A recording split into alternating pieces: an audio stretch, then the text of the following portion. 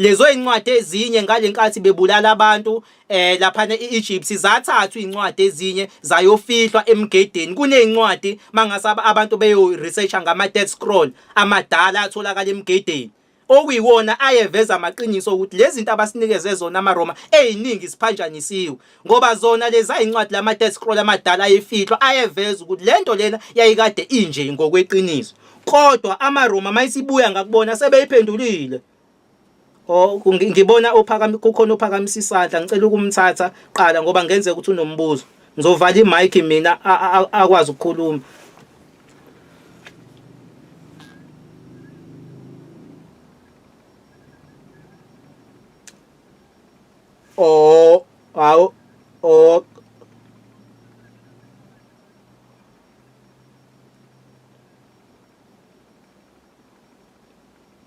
Okay, hayi ngiyabonga ke, asiqhubeke sikhulume. Bengisachaza ngokuntshontshwa kwezincwadi amaRoma eseyo creator incwadi abazozakhela yona, kodwa basifundisa ukuthi incwadi engcwele yaphefumulelwa uNkulunkulu eyayihamba neRoman Dutch law, okwakufanele ukuthi kuzocolonizwa umhlaba ngoba babefuna ukuphatha umhlaba ngenkolo yabo nangekhalende yabo nangezinto zabo, kubulawe izinto zakwamanye amazwe, kubulawa ama-culture akwamanye amazwe, bese umhlaba ubuswa nge-Roman Dutch law okuwusikompilo lamaRoma. Njengoba namhlanje sisa-under i-Roman Dutch law sisasebenzisa nekhalenda yabo. Ikhalenda yabo ile bizwa ngokuthiwa i-Gregorian calendar. Yebo, ikhalenda yabo ilesiphambanisekile futhi insuku. Njengoba sengishilo ukuthi thina sasikade sibiza ngemvelo ukuthi imvelo bona bafaka insuku zabo, njengoba uJanuwari lana uJanusi isithixo sabo kuthiwa uJanusi. Sinobuso obheke ngala nangala leso sithixo sabo leso. Bebuye befaka amakhosi abo aseRome njengoJulayi. UJulayi uqhamuka lapha kuJulius Caesar, umbuso waseRome loyo, kuthiwa uJulius Caesar inkosi yaseRome leyo. No-August futhi uAugustus inkosi yaseRome leyo. So bebenza njalo izinto bebeyiphambanisa, bebefuna ukusinika izinto zabo, bebulala ezethu zemvelo zakwamanye amazwe, bebecolonize umhlaba ngezinto zabo. So izinto eziningi ke yiba bayiqale phansi, akusezona lezi zinto ezioriginal. So iBhayibheli lisewona original, selisetshenzwe kakhulu, but abantu abaningi abakwazi lokho ngoba baye beyitshene ekuthenini incwadi engcwele, kanti akusiyo incwadi engcwele, incwadi esetshenzwe kakhulu nehamba nobugebengu kakhulu. Okuyiqiniso kukhona, ngiyavuma, kodwa abakufundisi, bakunikeza lokho kwakhiwe yibona nokuedithwe yibona. Yilo ke bengifuna ukuchaza ukuthi cha, iBhayibheli kahle kahle alisiwo original. NoJesu izitori zakhe eziningi ungayikholwa kakhulu laza abayishile eBhayibhelini, ngoba zikhona incwadi ezabanjwa ezama originals ezabonakala ekuthenini lezi zinto abayishoyo ziyinganekwane, bebisakhela inganekwane. Omunye umuntu uzoyibuza umbuzo ukuthi kungani bebesakhela inganekwane na? Uma wenza imovie, ngilinganise nje ngemovie, ukuze imovie izoba mnandi kufanele ibe namasposiso, uqamba amasposiso. Akubonakala umuntu egxuma kuleli flat ayohlala lapha bamdubula viki inhlamvu, lo movie izoba mnandi. Hayi lo muntu lo gxuma kanje. So nabo uJesu kwakufanele bemshintshe, angaveli real, bezakhela inganekwane, uzalwa umoya, wazalwa uNkulunkulu ngqo, indodana ezele yedwa kwabo. Akungaveli ukuthi wayikwaba waphila njengomuntu, ayife leyo nto leyo, yabo. Yonke into bayishintsha, naye bamshintsha futhi. So yonke into yaphanjaniswa ngoba babezenzela into abafuna ukuphusha ngayo iagenda yabo nokukhohlisa abantu. Yingakho nevangeli lakhe if ulibhekisisa kahle la eBhayibhelini, ivangeli likaJesu lihlukile nevangeli esinikezwa amaRoma, ngoba uJesu yena ukhuluma ngemithetho la eBhayibhelini. Athi angizela ukuchitha imithetho, lo ncwadi lapha kuMateyu 5 ivesi lika 17. Angizelanga ukuchitha umthetho nabaprofete, ngizogcwalisa. Uma wehla nalowo ncwadi uthi uJesu umuntu ozochitha umthetho noma owodwa nozofundisa abantu ukuthi bangawugcina umthetho, lo muntu uzoba ngoqalekisekile. So uJesu uyakuveza ukuthi yena wayikade ezele ukubuyisela abantu emthethweni, sebedukile abantu abawu-Israyeli sebehamba ngezindlela zabezizwe.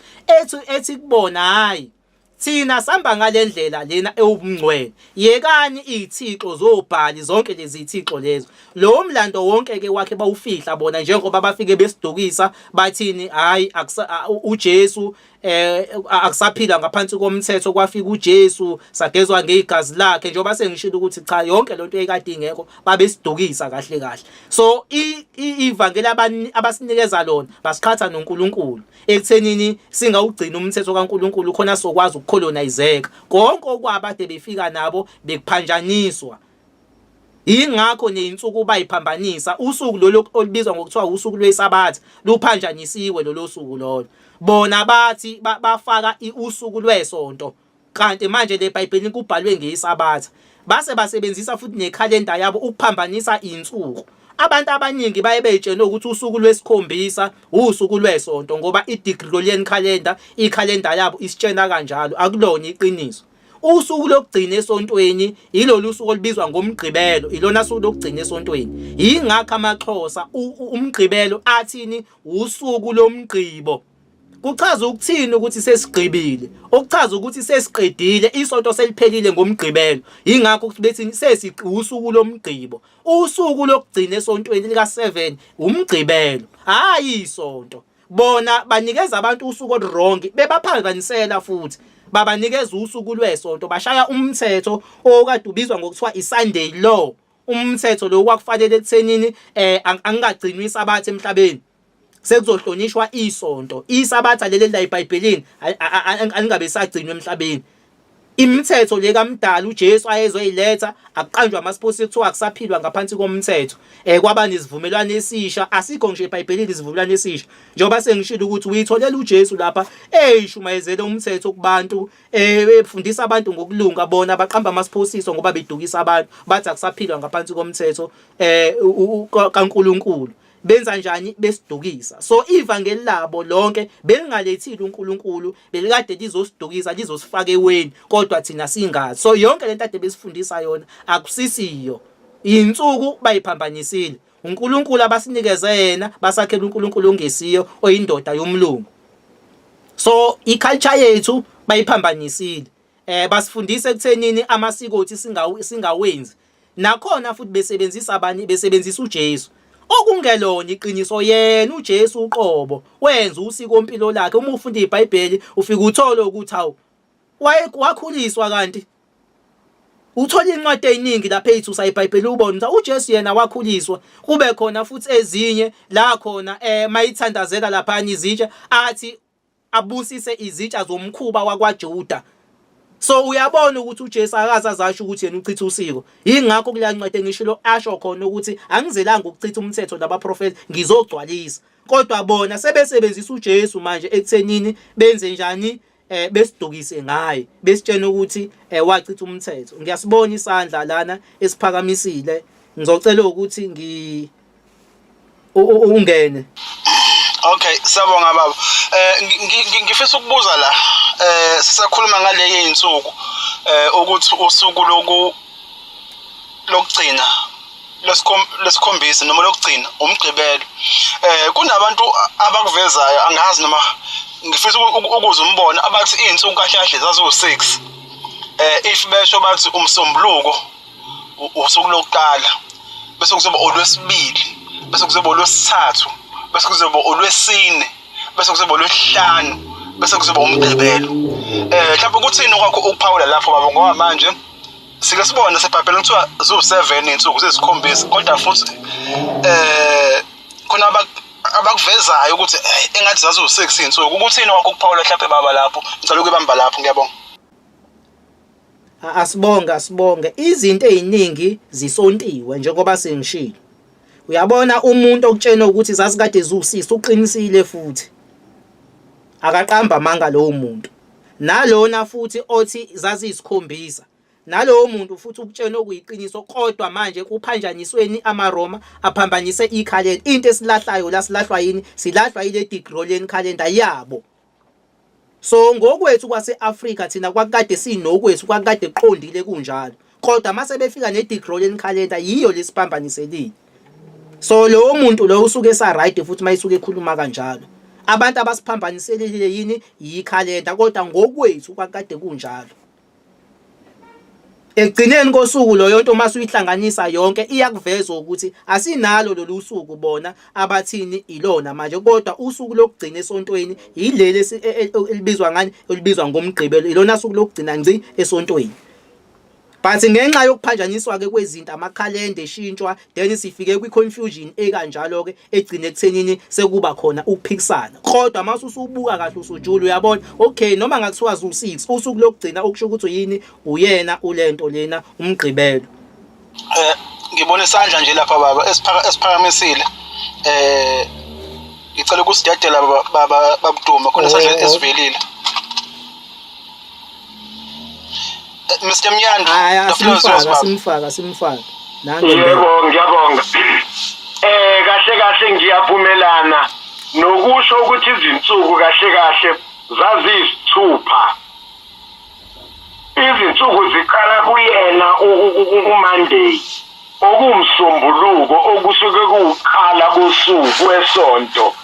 Ziphele kuyena umgqibelo. Basididisa ngalosuku lwesikhombisa oluSunday ngoba asinalo ngezinsuku ngamagama esiZulu uSunday, kodwa zonke lezi ezinye sinazo ngamagama esiZulu. Yilona abadidisa ngalo olwesikhombisa, abathi olwesikhombisa olungekho, befuna ukuthi siyeke lolo lwethu olwesabatha olumgqibelo olwelokugcina okolwesithupha, awolwesikhombisa okolwesithupha, ba-eda bona lolo lwesikhombisa. Yilona oyingekho ke lolo ngoba nasigameni emagameni esiZulu hayi alitholakali, ngoba ilona lolu suku futhi abathi babesontwa ngalo ingqondo. Ngiyabonga. Angibonge kakhulu, ngibonge okhombisile ukuvumelana nami. Ngiyabonga kakhulu baba ngokuthi ukwazi ukuliveza iqiniso ukuthi hayi ngempela asinalo thina la elokhuzini eAfrika, usuku la ikhandelwa nje, hayi oluyinto engekho. So kwakukanjalo ke bazakhela lona lolu suku, yilo abagcina sebesinikeza lona ke sebesidukisa ngalo, njengoba siyasicabanga ukuthi thina ilona suku, kanti leli usuku lamaRoma leli ababeshaye ngalo umthetho futhi obizwa ngokuthiwa iSunday law, ukuthi akuhlonishwe lona. Yinto eyakhiwa yibona, hayi ukuthi kwakuyinto yeqiniso or kwakusho uNkulunkulu, but yibo ababeyakhile lonto bezenzele yona. Angazi noma mhlambe bekhona mhlambe usafisayo ukubuza noma ngiqhubeke. Hayi ungaqhubeka baba, ungaqhubeka, kubuye ngathi ku-clear. Ungaqhubeka baba. Sona ke njengoba sengichazile ekuthenini izinto eziningi ziphanjanisiwe laphayana eBhayibhelini, nezincwadi eziningi ngale nkathi amaRoma eselikhanda iBhayibheli afika kuphambanisa okuningi kakhulu.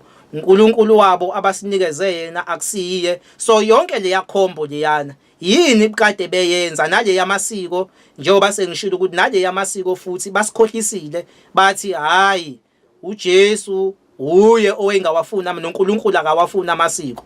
Ingakho baze bathi thina siyohamba siye ezulwini, njengoba hlezi thina besitshena ngezulu ukuthi masishona sizohamba siye ezulwini. Kodwa mase sekuthiwa jula ke funa iqiniso, ngoba uyifumbulelwe uyakwazi ukuthi naseBhayibhelini ulibheke wena ngokwakhe iqiniso uNkulunkulu angibulele lona. Uma ufunda incwadi laphayana kuGenesis 15 verse 15 la khona kuthiwa nawe uzokhula umbele usumdala uye koyihlo or uye kobaba bakho, ngiyahloniphisa lo ncwadi isho njalo. Iyaliveza ipresent yethongo ngale kwethuna, but bona bebengakuvezi lokho, bebecindezela ngoba befuna ukuzoshaya amandla osikompilo lwethu, ngoba babazi kahle ukuthi usikompilo lwethu vele lunamandla. Besifundisa ukuthi indaba yabantu abangasekho nendaba yakamoya ayexist, iwudemoni. I-agenda ke le eyayikade iphushwa yibona ukuze bezokwazi ekuthenini benze njani, besicolonize, hayi ngoba kwakade kuyiqiniso. So nali iBhayibheli enye incwadi laphayana kuLevi 18 verse lika 29 nakhona futhi makusuku ekhuluma laphayana umdali uyakasho izinto angathanda ukuthi zenziwe, bese ethi abantu abazenzayo ngizofike ngimanqume kubantu bakubo. ngizofike ngibanqume kubantu bakubo. Umdala akasitsheni ukuthi thina siyohlala naye. Akukho la kuvela khona ukuthi esitshena, kodwa uyakaveze kakhulu abantu bakini. Abantu bakini nawe uzokhula ube mdala umbele uye kubani, obaba bakho koyihlo. iBhayibheli lisho kanjalo. So izinto bayithwistile ngoba ngisho ukuthi bona bebenza into ezosebenzela bona, ngoba bebefuna ukwenzani, ukubulala lo lasikompilo lwethu, ngoba sasikade sinamandla. Njengoba sengishilo ukuthi bona babenzela nje ukuzosibuza, uzobulala lamandla ethu lawa osikompilo lwethu, ngoba vele babehlosa ukuthini, bazobulala into zethu, usikompilo lwethu, ama-culture wethu. Babenza lokho ke hayi ngoba kuyiqiniso. So yonke lento esibonayo emhlabeni, uzwa abantu bethi hayi uJesu wathi alenziwe usiko, abantu abangasekho bamadimoni. Kahle kahle makuthiwa nje asikhohlisani sitshenana iqiniso, akulona iqiniso. Yinto eyakhandwa abelungu base-Europe. Yingakho amabandla abo wonke amabandla abafika nawo babewagxeka abantu abangasekho. Wonke alikho ibandla elasuka lapha e-Europe leze Africa laphasisa ekuthenini abantu abangasekho ba right. Wonke ngoba kwakuyi-agenda vele ababeyilokhuza, ababeyiphusha, ngoba bazi kahle ukuthi amandla omuntu omnyama alaphayana emsamu kubantu abangasekho. Ukufika kwabo le Africa kwakufanele bebhidlize umsamu wethu, then bese besifaka ey'ntweni zabo silahle konke okwethu. Yi-system leyo esasakhelwe yona iqhamuka laphayana e-Europe, hhayi ukuthi kwakuyinto e-real. So indaba-ke injalo, njengoba sengibekile ekuthenini izinto ey'ningi abasinikeze zona akusizo, kodwa abacashe ngomdali ekuthenini benza njani, bayasidukisa futhi bayasicolonizer. Bayazi ukuthi hhayi mase sebenqobileke ngalesi sizukulwane lesiyana lesi esizayo sizobe sesikholwa yilento-ke ukuthi i-right iyona e-correct, njengoba kwenzeka namhlanje. Thina sesibe izizukulwane, inkolo esesiyamukele kahle, isiyinhle kuthina, yonke into isiyinhle, kodwa iqiniso lithi okhokho bethu babulawa, bafoswa, futhi bafika bethwele amaRoma kade kuyithombe. Yonke lento namhlanje thina sesiyijabulela, kwakuyinto eyayivele ifike ngesinxele, hayi ukuthi kwakuyinto eyayikade i-real, into nje esasikade sidukiswe ngayo. Angazi noma ukhona yini abafisayo mhlambe ukubuza ukuze ngizokwazi ekuthenini siqhubeke futhi nokunye, kodwa lokho kwemibuzo ngicabanga ukuthi ngikhavile, kodwa makukhona osalile umbuzo ngicathi imibuzo ade ikhona you2, ngicela avele mayikhona omunye osanomunye umbuzo osalile. Okay. Okay, ayasibingelela sibosalele u13 minutes. I think omunye umbuzo osithathu ububuza ukuthi singaphuma kanjani, but ngikhona nesandla engisibonayo as well. Umiske mfana ufikile Myandu. Kulo 13 minutes ke osalele asike sibhekeke la ekuthenini singaphuma kanjani kulolu gibe sesifakwe kulona manje. Ngizozama ukusheshisa ukuze ngizokwazi ukuthatha nalesandla esinye esiphakamisile. Ngicela kube khona ozongivalela imic ngalapho ngakuyena kunomsindo enguzwayo. Ngiyabonga kakhulu. Lokho kuphuma ukuthi singaphuma kanjani. Into isimpuli ukuthi sifune ulwazi lokhokho nobabamkhulu bethu, ukuthi okhokho bethu babekade behlonipha ini, nokufuna imfundiso zabaprofethe bethu bala eAfrika ekuthenini abaprofethe bethu babekade befundisa ini, ngoba umdali mebona isizwe siduka uyakathuma abaprofethe. So zibalekile ekuthenini sifune imfundiso zabaprofethe bethu okuthenini babekade bezofundisana. Imiphi imiyalezo abayishiye ezizweni sethu, bese siyabuya futhi sibheka ulwazi lokhokho nobabamkhulu bethu, ikakhulukazi okuwulwazi lwensimu kaNomkhubulwane. Insimu kaNomkhubulwane ayisenziwa manje emhlabeni, kodwa lo wamkhosi kaSeptember, unyaka wethu thina uqala ngoSeptember,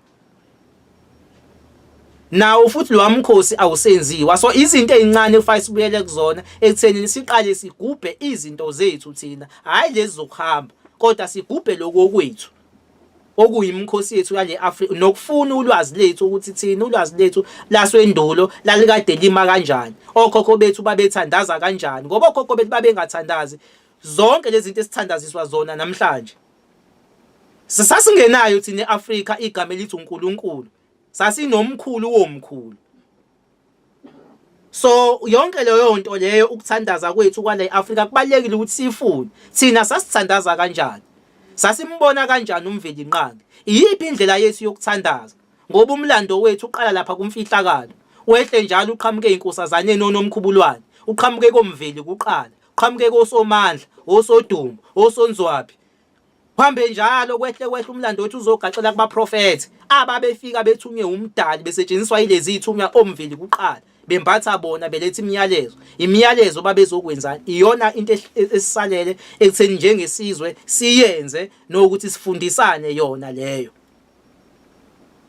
Ngenxa yesikhathi ngizocela ekutheni ngiyibambe lana bese ngithatha lo mbuzo ungavaleki ngaphandle khona la ephakamise isandla. Ngiyabonga ithuba.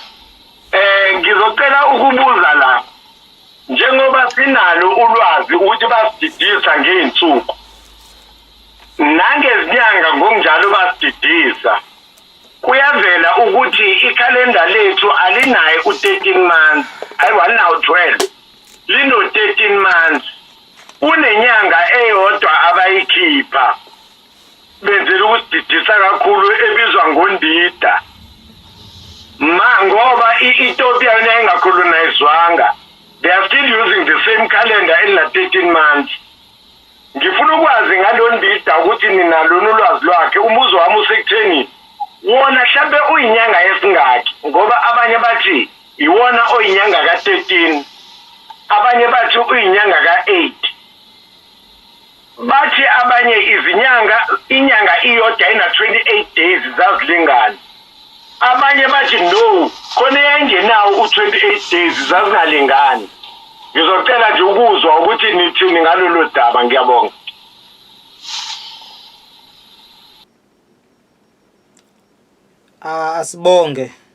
Asibonge thina ngokwethu lana eAfrika ikhalenda yethu kwaqala kuwufudu. Sasikade sibuka ufudu thina. Uma ngase nje uhambe uyobheka iTotal calendar, Total ila uzofika uthole khona yonke information, ngoba manje makuthiwa siyaqala sichaza manje isikhathi sesilokhuze kakhulu, sesambe kakhulu, kodwa into ezokusiza ufudo liphethe zonke lezi impendulo olishoyo. Ufike nje usearch uTotal calendar lizovela, ancient calendar sasibuka ufudo thina. Iyona calendar yethu leyo yasendulo, nekhalenda futhi yaseKhemet i-aligned nalo ufudo, nale yase-Ethiopia futhi i-aligned nalo ufudo.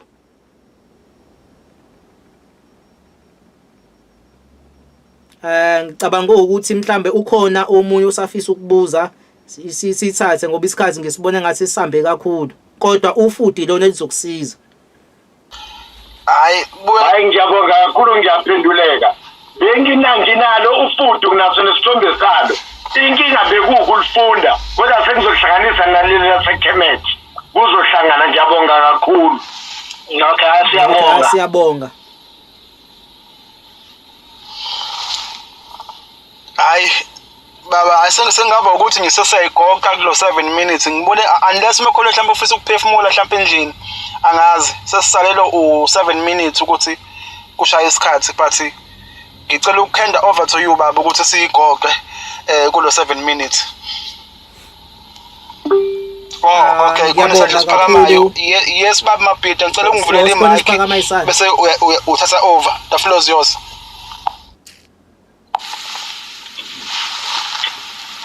Ngiyabonga kakhulu, ngithi asibonga kakhulu kubaba ukuduma ngolwazi asesiphe lona. Inkosi imbusise.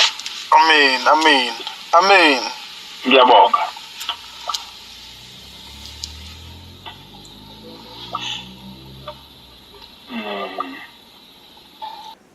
Amen, siyabonga. Amen, siyabonga, siyajabula kakhulu nami ukuhlala. Ngiyafisa ukuthi nangesikhathi esizayo futhi siphinde sihlale nje kanjena kamnandi sixoxe lezi zinto lezi eziyiqiniso, ngoba lezi zinto esixoxa la zokuphila kuthina, ngoba if ukuthi sisabambelele ezintweni ezindala esasakhelwe zona Ekugcineni kosuku siyaye sithina sizobona umdali. Sombona kanjani umdali sisahlele enkohlisweni kanje? Asikwazi ukukwenza lokho, sifuna ukudecolonize manje izinto zethu zibuyele eqinisweni ukuthi okwethu kwakade kuyikuphi. Sacolonizwa kanjani bese siyaqala phansi siyadecolonize ngoba vele kuyacaca noma ngabe imuphi umuntu okwazi ukujula uyabona ukuthi konakele emhlabeni umuntu onsundu ucindezelekile, iDutch law imcindezelile, inkolo naye ihamba neRoman Dutch law okuyacaca ukuthi leyo kwakuvele kuyingcindezelo yeRoman Empire. So mina ngiye ngigqugquzele ekuthenini sike sicathulisane nosho into ukuthi mhlambe kwenye inkathi uyakukhuluma lezi zinto kube khona abantu abaphatheka kabuhlungu abakubone ngathi hayi umuntu mhlambe ozonda uJesu noma ozonda belungu, kanti cha asibazonda belungu, sizonda amasphosisi abawenza bengafuni ukusinika iqiniso ngomdali, bengafuni ukusinika iqiniso ngoJesu, besakhela izinto ezofavor bona, kanti thina sithanda umdali thina. Hayi bona sifuna umdali. Ngiyabonga kakhulu.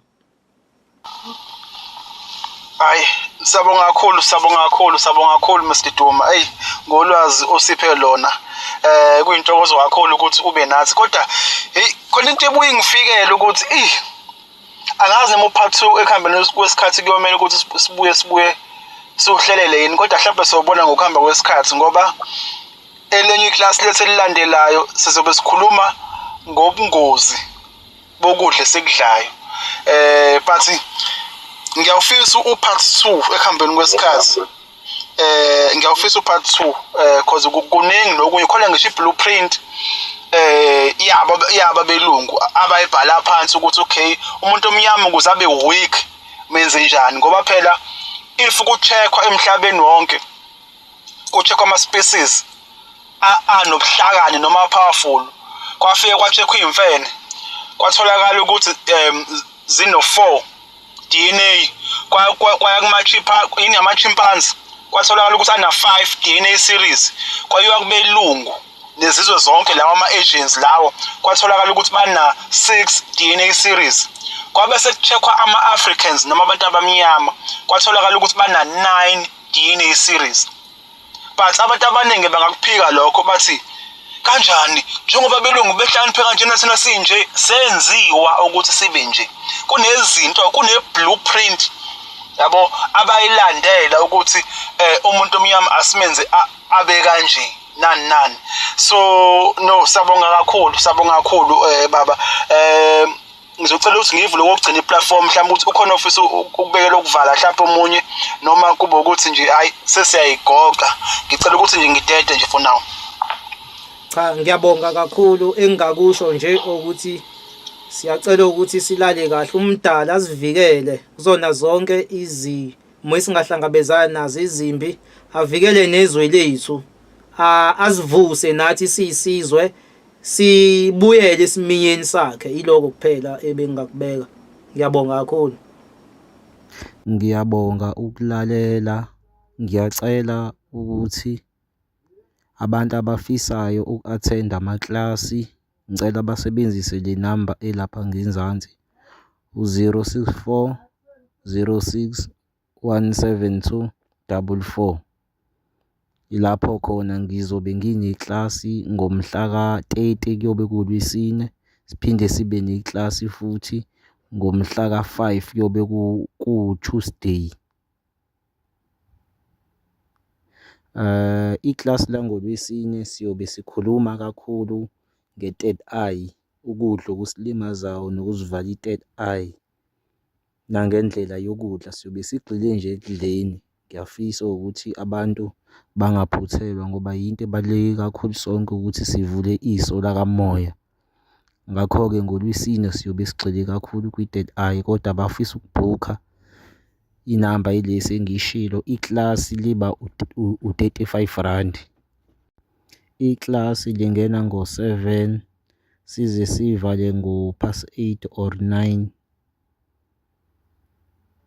So abafisa uku-attenda nokubuza bangasebenzisa le namba ngoba akuyona into enzima, kuwukusenda nje mase sizoqala iklasi ilinki lapha ku-WhatsApp, then bese usungena kwilinki kuthatha ikufake phakathi eklasini, kodwa ile namba abantu aba-interested nabafisa ukuthi sibe sonke bebuze bangathinta le namba lena engiyibhalile lapha ku-book. Ngiyabonga. Cela abantu bangakhohlwa uku-like-a no-subscribe-a. Ngiyabonga.